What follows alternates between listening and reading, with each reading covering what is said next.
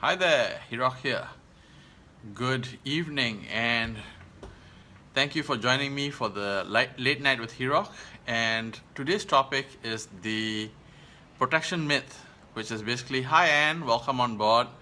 The protection myth. Protection myth basically says the following things. It says that, oops, am I too bright? Yeah, I guess I am. Just give me a moment.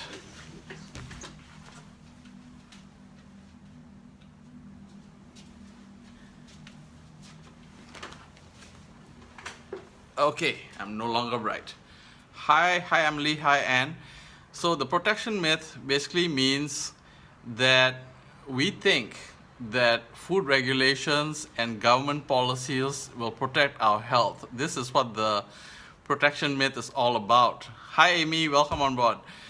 And yep, thank you so much, Emily. So what has happened is that we believe that these two things is going to protect our health. And this has been going on in the healthcare industry as well, because people think that as long as government policies are in place and there are policies to protect them in place from the government regarding healthcare, they'll be looked after by the entire healthcare industry for the rest of their life.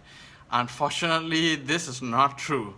The only few countries which have good health policies are Canada, Sweden, Netherlands, and some of the European countries, all right? Not all the countries, and definitely not Singapore, not Malaysia, not America. None of these countries have got great rules in place, all right? And one of the problems is we believe that this to be the truth. We think this is the truth, but it's not true. There's a few things that we have to look at, the points that have to be looked at, and that is that the people who run the USDA, the US Food and Drug Administration, and then the US Department of Agriculture, etc., these people are experts brought in by the food industry themselves to look after all the policies that are being put into place.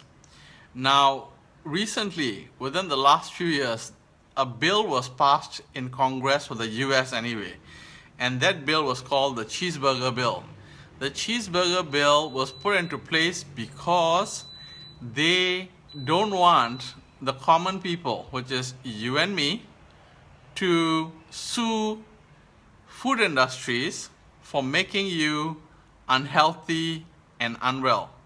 You cannot sue any food industries, including craft foods and things like that, to say that they are making you unhealthy. It's the same way that you cannot sue the tobacco industry for making you sick.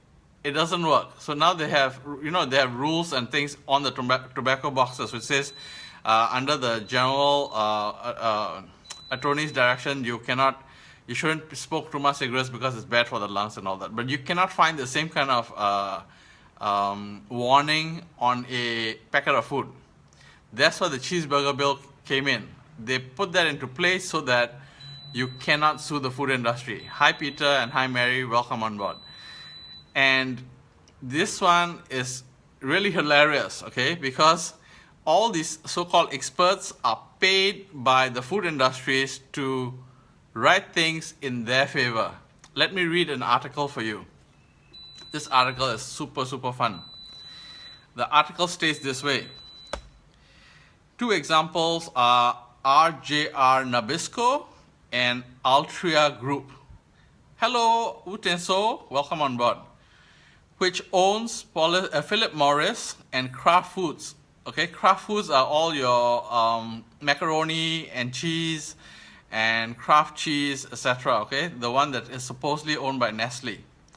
In 1999, RJR Nabisco split into two companies to avoid tobacco boycotts, which also affected their food sales.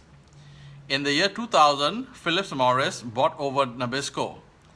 It makes one wonder if it will take the US population and its government long to realize that these food industries are feeding us which are feeding us is destroying our health, as it did for us to become aware that cigarettes that they were selling us were killing us. It's a strange coincidence that obesity is now overtaking smoking as the leading cause of death in America, which is in the same companies foisting the products onto you and me that caused these problems in the first place. The tobacco companies and the junk food companies are the same companies, all right? So this is the interesting thing, okay? So the problem is all the food regulations that are being put into place are being put into place by the same companies who sell you tobacco. They sell you tobacco, and they are also putting into place the policies and regulations which are there to supposedly protect you, but actually it's not there to protect you. It's there to protect them and their profits and their bottom line. They're not there to protect you in any way. The food industry spends an average of $300 million a year marketing products for you to eat fast. Why? Because if you eat fast, you're gonna go fat, you're gonna go sideways, and you're going to grow sick. Hi Stephen, welcome on board. You should be sleeping. You have a full marathon tomorrow. And the reason is they don't want you to be well. Hi John, welcome on board. And the reason is they want you to be sick because they are in cahoots with the healthcare industry. They have shares in the healthcare industry, and they want you to be sick in the healthcare industries. That's the reason they sell you these products and write the policies into place, write the regulations into place so that you can be sick. Hi Albert, welcome on board. Thank you. So there's a few more things, okay?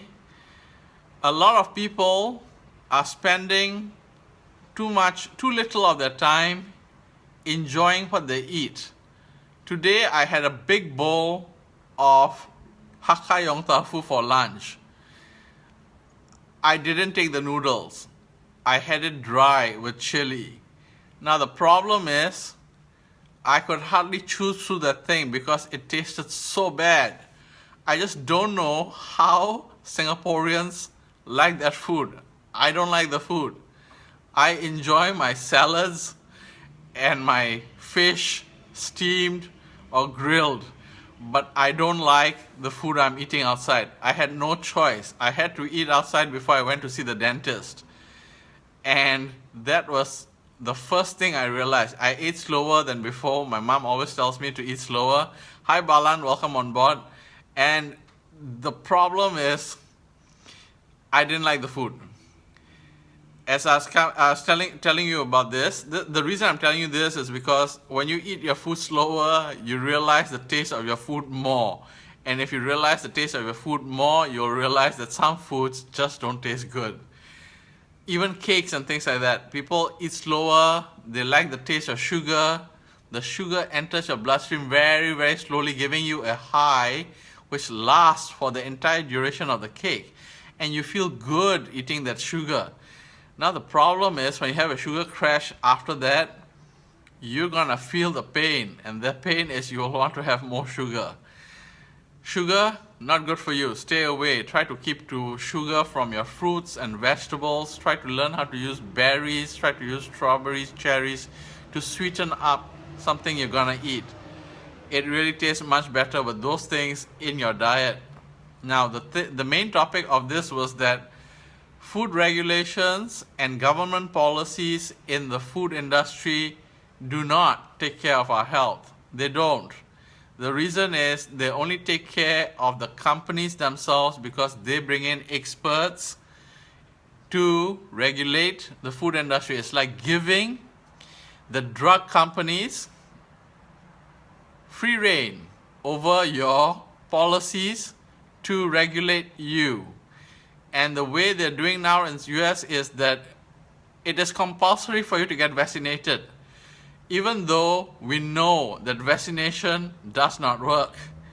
If you are vaccinated, you will be sick. Don't think that you will not be sick. Look at it this way. Me and my friends, both Stephen and me, don't get vaccinated. And throughout the year, we are not sick. We are not sick because of influenza. We may be sick because of other things like stomachache. The rest of our colleagues, they take the jab for the influenza, and immediately after that, they are down from the side effects of influenza, which is they are sick for the next 7 to 14 days. They are sick with influenza, the one that is supposed to prevent you from getting influenza. Every year, they are sick for 14 days from influenza for taking the jab for free, given by the company. I mean, it doesn't make sense to me. Why do that? To be protected against influenza, you take influenza on. Something is wrong down there. It doesn't make sense to me. It's the same. Please look at all the policies. One thing you'll notice about the cheeseburger policy. The cheeseburger policy basically says that you cannot sue the company which is trying to make you sick. That was the policy which was put in place. And if you look at the timing of the cheeseburger policy, you'll find that most Americans were sidelined, were distracted by some other major world event. When that happened, when that policy was put into place, people were watching some other types of news because they were distracted. They didn't even know that this was being put in place.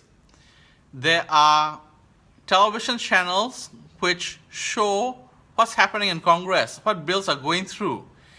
And people were not watching this. They were distracted with some other news. So always remember, when there's an international major news which is going to affect Americans, they're there to make you fear. Always understand that the Congress is about to pass a bill which is going to affect the majority of the people, and they are not even aware that it's going to happen. It's the same with the vaccination rule. It came out at a time when people are distracted by a major world event, which the US government created themselves, so that you are in fear. All right? You are in fear. And the vaccination came out at the time the Las Vegas shootings happened. True, people died, but it's not the reason. That's why we call that a false flag event. A false flag event is to hide something that the government is about to bring out. And a false flag event is basically a death of some people. So people are, throwing out condolences, watching these things over and over again, and they completely miss the entire point, that somebody is trying to hide and cover up something. And this is the way the industry works nowadays. If people want to bring out with policies to put into place and they don't want you to go against it, they will do a major event, a major crisis to put you out of the entire thing, put you out to sleep. All right? So today's topic was government regulations and food policies are not there to protect you. They're not there to protect you. They're there to protect themselves. So do not think that just because there's a policy in place, it's there to protect you. You have to look at it deeper. You have to understand the meaning which is written in it and find out what is written down there. Some things are not meant for you. Some things are meant for the bottom line and to keep them safe so that they can carry on pushing bad food to you so that you will feel sick. Don't look at it that way. This is known as the protector myth. Hi, Go. Welcome on board. No, they won't. This is just a video. This is just an opinion. So be aware of all this. Read everything in detail. Don't forget, all policies and standards in place are not there for you. They're not there to protect you. Please protect yourself by taking care of your health, by eating well. Do not spend your time watching billboards and advertisements. They're not there for you. They're trying to help. They're not there to help you. Thank you for being on the Late Night with Hirok. Have a great night. Have a great day on Saturday for all my American friends. It is already nighttime in Asia. Have a great night. I have 2 or 3 friends who are going for a marathon later today or early tomorrow morning. I wish them the best of luck. If you find this to be of interest, it is helpful for you, please don't forget to like it and share it so that people will understand more and be educated. I'm here to educate you. Thank you for being on the Late Night with Hirok. I wish you a happy day and a good night. Thank you. Bye-bye.